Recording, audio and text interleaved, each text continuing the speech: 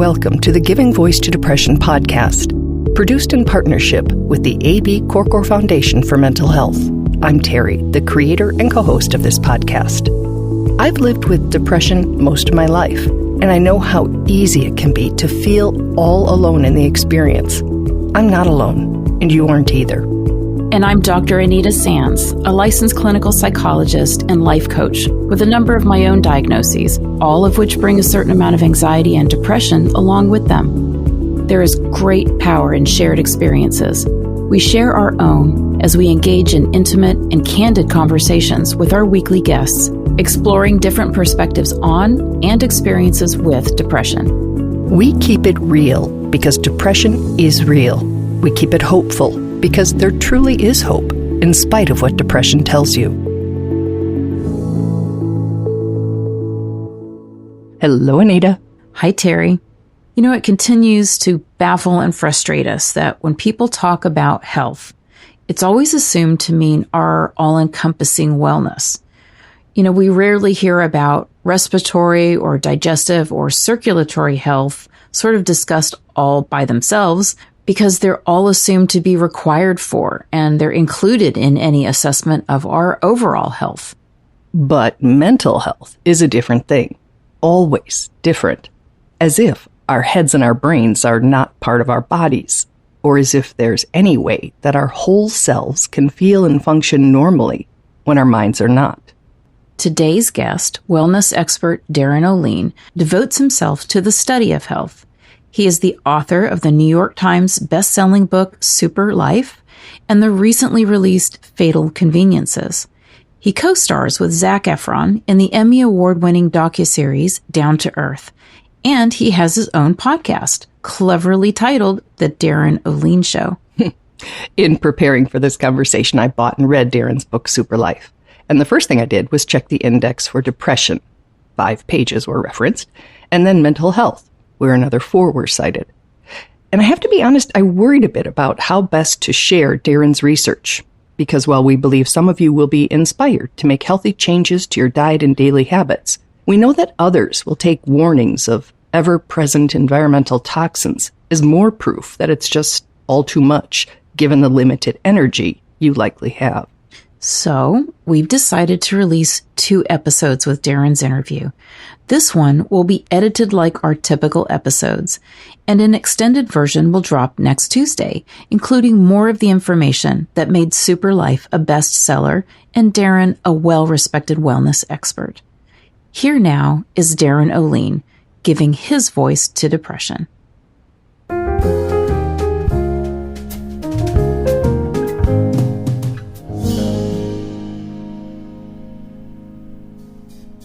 Do you have personal experience with depression, either yourself or somebody you were supporting?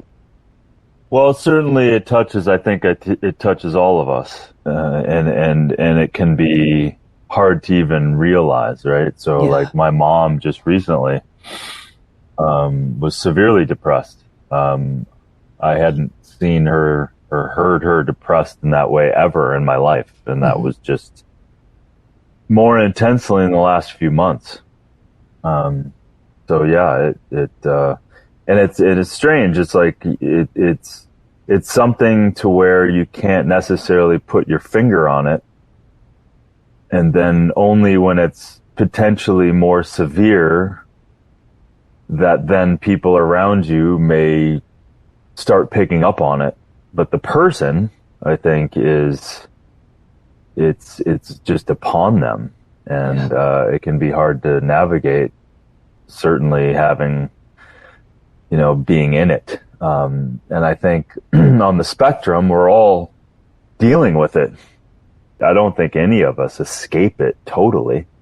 And I've been trying to watch that kind of the state of the world, right? And how personal that can be in terms of our depression and our mental health these days. So yeah, that's my long way of saying absolutely. My father, it affected before he passed away pretty bad.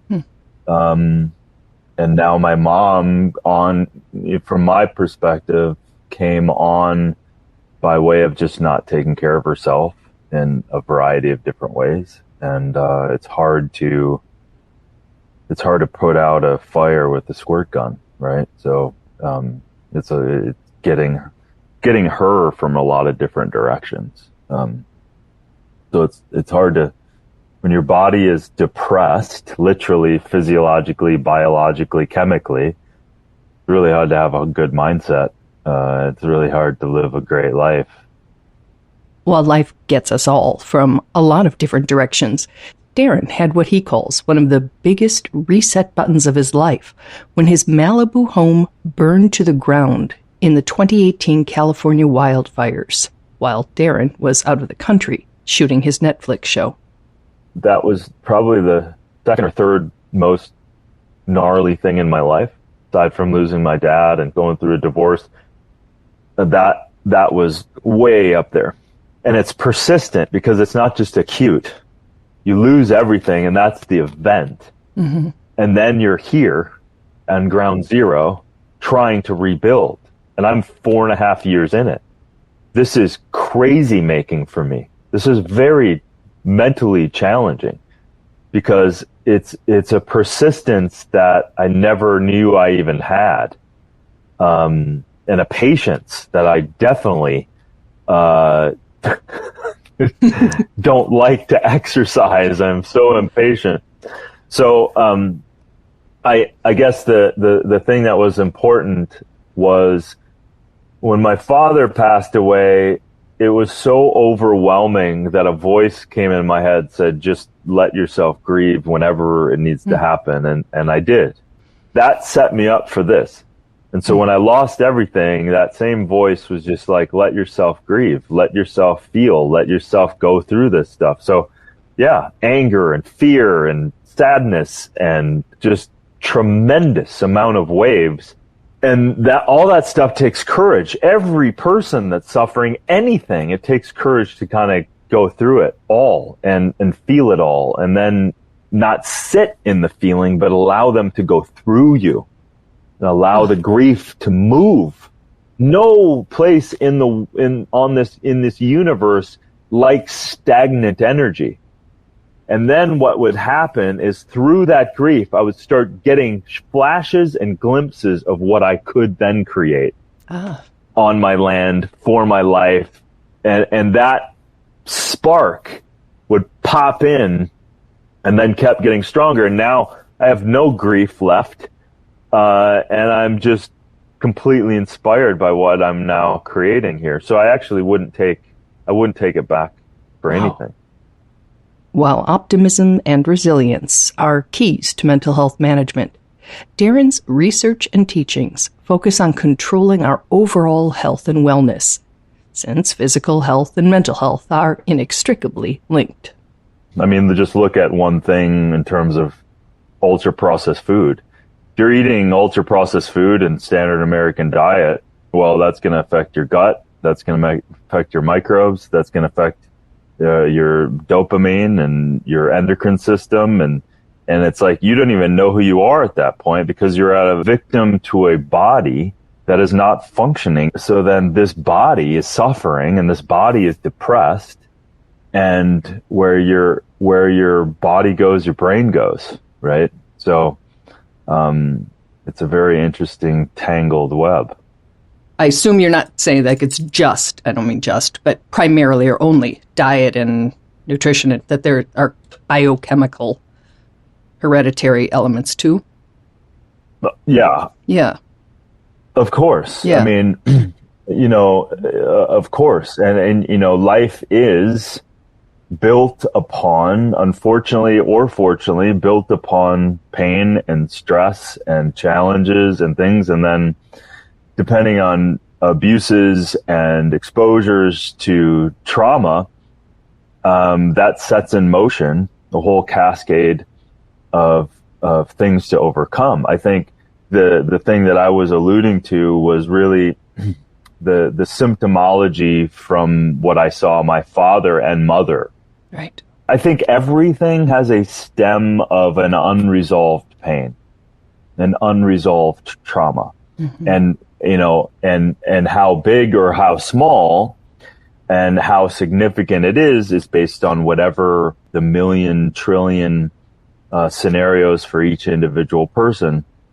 So the self-support, mental health support is, I think, essential for every human on the planet to excavate and create and heal. We all have traumas. All of us. Every one of us. You don't get out of this life without them. And then the level of resiliency, from my humble point of view, the level of resiliency that you're starting with can be looked at upon how traumatic something was, how early something was, et cetera, et cetera, et cetera. So I think then coming out of it, we need support. We need community support. We need family support. We need professional support. We need sometimes medication support, for sure. And then we need nutritional support, and we need less exposure to harmful chemicals. All of that. It's like there's no one answer. No. And that's why we have to look at all of this stuff as a holism, right? And Darren says, if you need outside support and help on the journey, do not hesitate to get it. People shouldn't feel bad about, hey, I'm spending time with support from a professional, from a group, from whatever, to learn about who I am and to learn about the forgiveness that I need to have for myself, to the forgiveness that I have to have for whatever traumas or people or situations. Like, I think it's just mandatory in a certain sense that in order for us to feel really connected to ourselves and truly happy, it's kind of the deal. We just need to continue to be the excavators and the advocates for our own health and healing, and shouldn't be ashamed of it at all. In fact, I think honesty with self and honesty and radically being honest with yourself and having, people in your life that you can sit down with, whether they're professionals or friends or family, that you can just kind of let out some of this pressure and let out some of these challenges is extremely important. Darren, who earned a master's degree in psychology, says he still remembers one of the first lessons he learned in a psych course about the power of empathetic, active listening. You're not saying anything, but you're actively listening to someone. Not trying to give advice, not trying to do anything other than I'm just listening to them, and I care about them, and I'm listening to them. And the power in that is so immense for our health and well-being. I'm grateful that you said that, because there are so many, and I'm going to go gender here and say particularly among the men I interview, who tend to be embarrassed to need therapy. And it may be the only place you can be honest. Yeah, I've been in a conscious men's group for probably 5 to 6 to 7 years at this point. And we have a licensed therapist, but he's not necessarily giving advice. He creates this professional space, but we're all friends at this point. We all know each other's triggers. We know our patterns. We can call each other out, but it's also a safe place to completely let it rip. And these guys are all there to be a better person. And so it's been extremely valuable, because you can't bullshit yourself when you have all these mirrors around you. And yeah, and listen, stigmas around, I have a therapist, or it's therapy, or whatever it is. It literally, that's also a pathology of like caring what other people think. It's like you're just trying to be a better version of yourself and letting go of things that are causing you unnecessary pain moving forward in your life, right? Some of that unnecessary pain can come from what Darren calls solidifying a lie and carrying it forward as if it's the truth of who we are. right? And oftentimes that pain or an abuse or whatever, we take on all of that pain of probably that other person that was perpetuating that pain onto us and causing us real pain.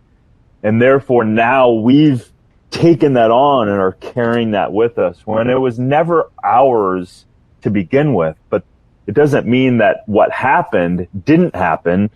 But what it is the pain can be liberated. And then underneath that too is also seems to always be an opportunity is within the healing part of that too. You know, it's like when we get to see the pain and forgive ourselves and others, oftentimes it can lead to a great gift as well.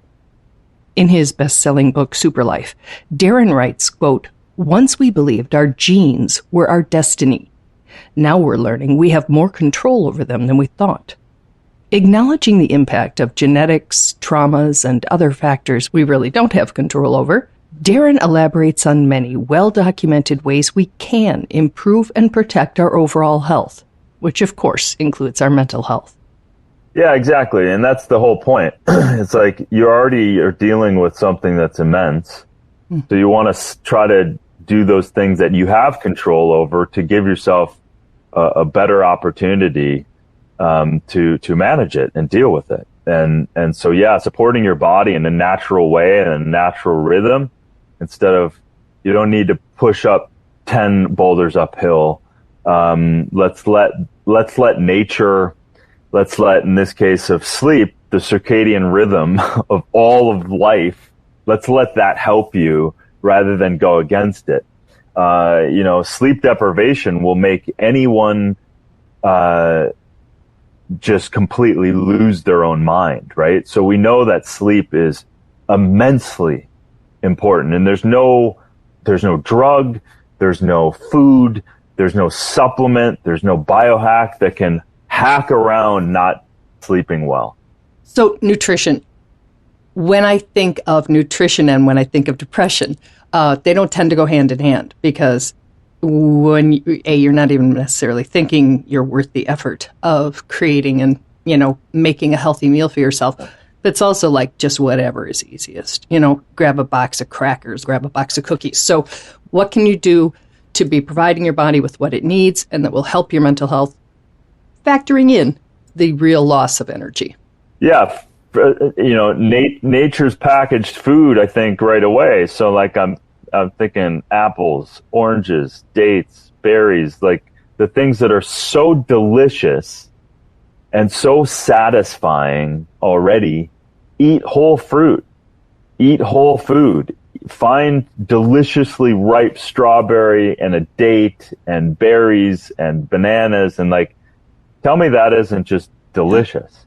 But you have to set yourself up for success, right? So if you don't have that around, then make it available to yourself and go get it. And start to eliminate some of the other addictive foods. So let's talk about hydration and then the role it plays, because it's really easy to be dehydrated without even knowing it. So the number one by far, side effect of dehydration is a lack of energy. So you can be severely dehydrated for your entire life and you don't even know it. Plus, the mechanism of hunger and thirst are very interconnected. So most people reach for the triggered sugar, salt, and fat, when in fact they should be drinking water. So an easy hack is, before you start eating a bunch of food, just drink a nice small glass of water before you eat every meal, and that's a nice way. And upon waking... Again, the extended version of this interview will provide a deeper dive into these factors and their impact on our health and wellness. For now, we'll end with two other important things we can do for ourselves.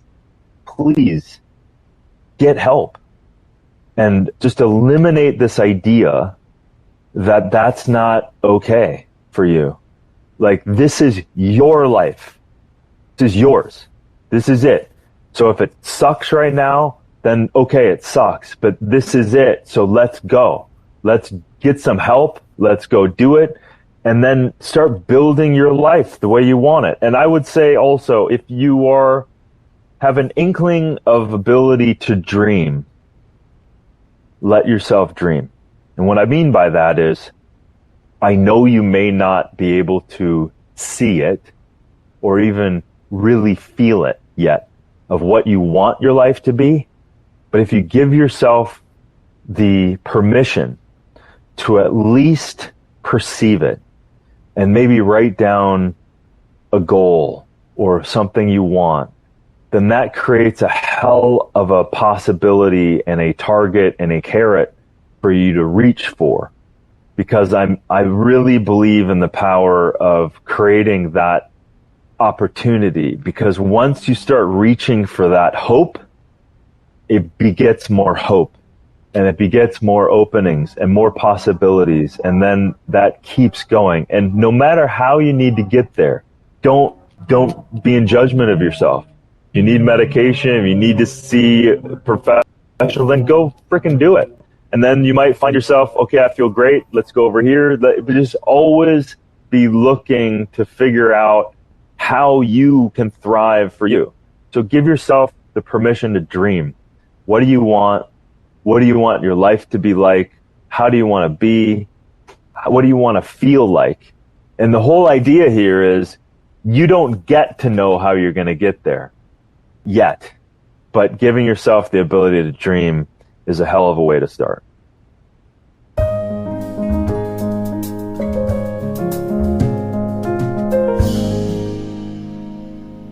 So Terry, I really like that he's sort of ending with this message of you don't have to know how you're going to get better to begin, which I think is really important. He's got a lot of great ideas, but I think it's really important to remind ourselves that at the beginning of this journey, with so much information out there that we have to try to figure out what we're going to do, what we're going to try, we don't have to know.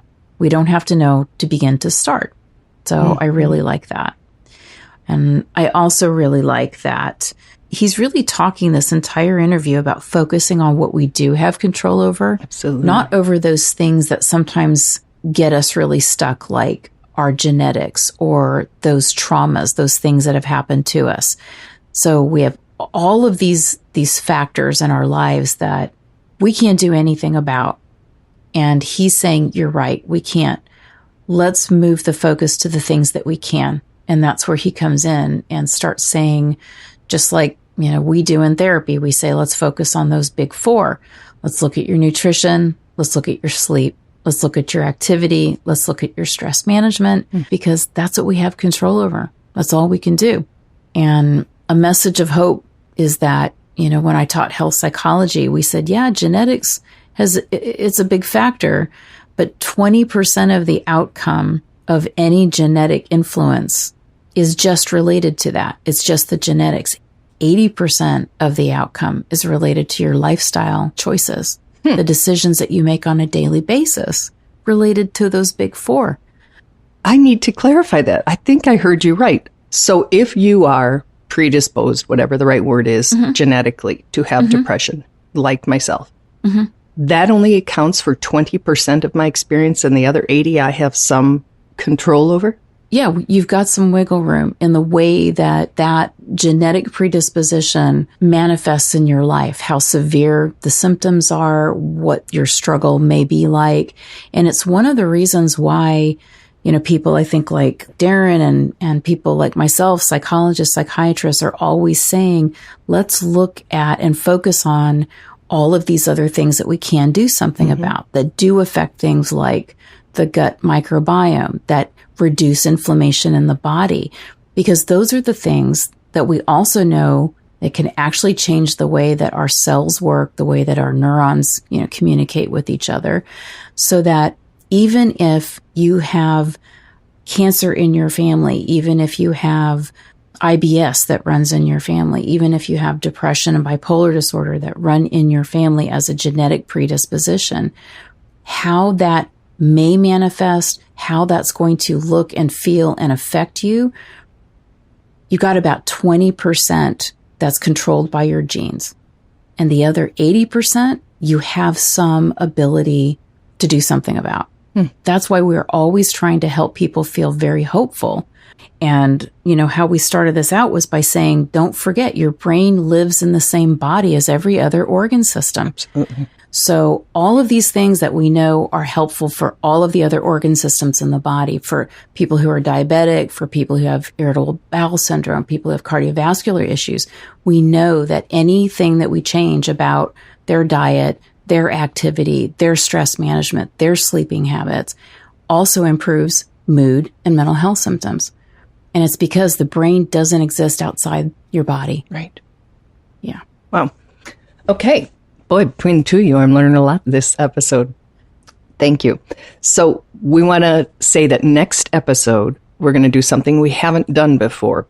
We're going to release a longer version of this interview with Darren because he really dives into some of these things. And we know there's an audience for that information because of his best-selling book and Netflix series.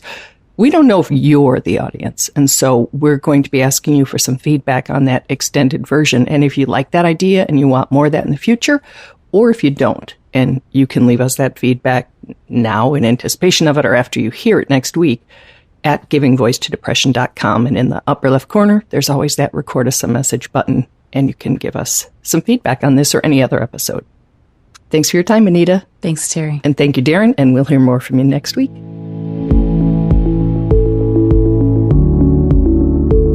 We truly hope that our podcast brings a little more understanding, helps you better articulate and reflect on your own experience with depression, or better understand how to support someone else who is struggling. If this episode has been of comfort or value to you, know that there are hundreds of others like it in our archive, which you can easily find at our website, givingvoicetodepression.com. And remember, if you're struggling, speak up, even if it's hard.